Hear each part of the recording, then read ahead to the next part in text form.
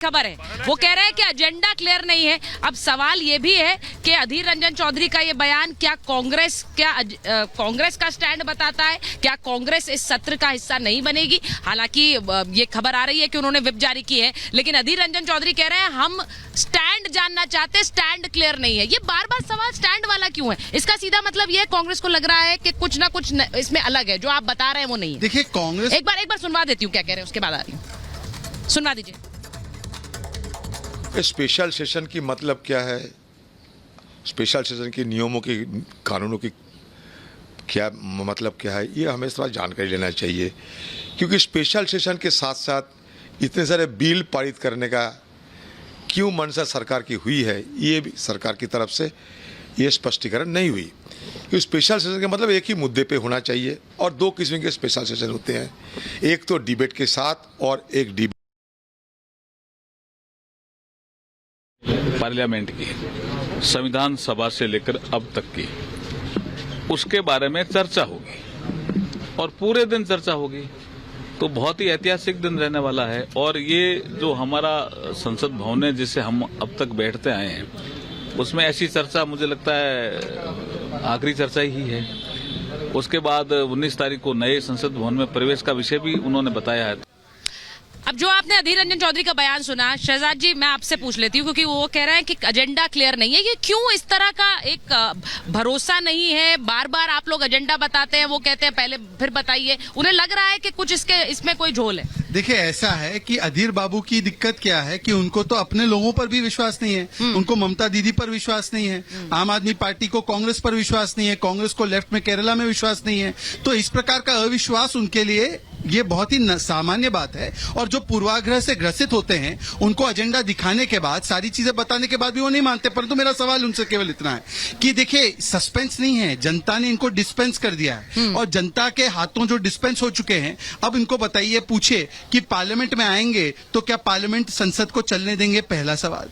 जो 75 वर्ष की यात्रा रही है संसद की, क्या उसमें वो चर्चा में शामिल होंगे? दूसरा सवाल। और तीसरा सवाल मेरा केवल इतना है कि जो भी किया जा रहा है वो पार्लियामेंट्री प्रोटोकॉल को फॉलो किया जा रहा है। तो सस्पेंस और सरप्राइज कैसे हो गया अगर पार्लियामेंट्री प्रोसीजर को फॉलो किया जा रहा है? ठीक है, ये 3 सवाल का जवाब मैं लूंगी शहजाद, लेकिन साथ ही साथ ये भी, क्योंकि वुमेन रिजर्वेशन बिल की वो बात कर रहे हैं, वो ये कह रहे हैं कि आप इसको लेकर आएंगे। हाँ, बहुत अच्छा सवाल है।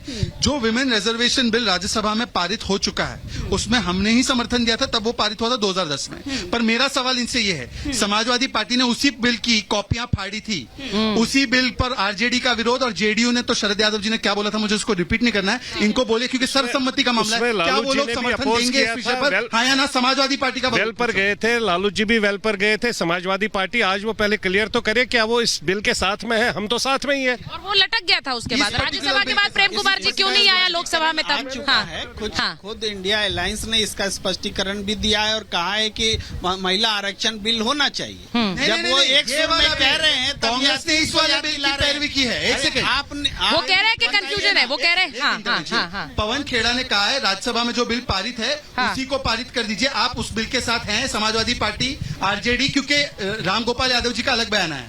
रामगोपाल यादव जी का सुबह का अलग बयान। जब इंडिया गठबंधन ने कह दिया तो इसका मतलब इंडिया गठबंधन कह रहा है। कांग्रेस इंडिया गठबंधन नहीं भाई, आजकल इंडिया गठबंधन में एक आवाज आ रही है, जरूरी नहीं है। हाँ, ने सनातन को गाली निकाली तो इसका मतलब पूरे राहुल गांधी ने गाली निकाली, सोनिया गांधी ने गाली निकाली, लालू ने गाली निकाली, सबने हिंदू धर्म को गाली निकाली। तो इंडिया गठबंधन जो है वही तो बोल रहे हैं आप, वही तो बोल रहे हैं आप। सनातन को गाली निकाल रहे हो, हिंदू धर्म को गाली निकाल रहे हो, HIV बोल रहे हो, कोविड बोल रहे हो। सुनिए ना, एक सेकंड, लेकिन प्रेम कुमार जी, जो आप कह रहे हैं कि जिस जातिवाद या उन तमाम चीजों को खत्म करने की बात की, कल तो संजय जी यहाँ से वही बात कह रहे थे। तो फिर ये विरोधाभास क्यों? यही तो बात हो रही है कि ये कॉन्ट्रडिक्शन क्यों आप में? हिमानी जी, कहीं कुछ भी नहीं है। ये भारतीय जनता पार्टी जो भी दिखाना चाहे दिखाए। इन्होंने अभी गिनाया टीएमसी का इस पे भरोसा नहीं, आम आदमी पार्टी का इस पे भरोसा नहीं, उसका इस पे भरोसा नहीं। अरे इनके दलों में भरोसा हो या नहीं हो, लेकिन ये एक ईमानदारी से बताता हूँ शहजाद भाई, जनता ने आपको भरोसा, जनता के बीच में आपने खो दिया है। जनता आपसे भरोसा खत्म हो गया है आपका। जनता आप पे भरोसा नहीं कर रही है। और पिछला इतिहास भी देख लीजिए जहाँ आप उछल रहे हैं। आप बटे हुए विपक्ष का फायदा आप मिल रहा था आपको। आप अपना वोट परसेंटेज देख लीजिए, 64% वोट आपके विपक्ष में पड़ता रहा है, जो इस बार एक जगह पड़ने वाला है। इस हिसाब से काम करिए। दूसरी बात, आप बिल लेकर के आइए, जितना बिल लेकर के आए आप, सारी असंवैधानिक कामें आपको करनी है, आपको मुबारक। लेकिन आप ये बताइए कि skill India, make in India, Khelo India, भागो इंडिया, उठो इंडिया, जागो इंडिया, उसका रिपोर्ट दीजिए कि आज तक आपने देश में क्या करके दिया है। सिर्फ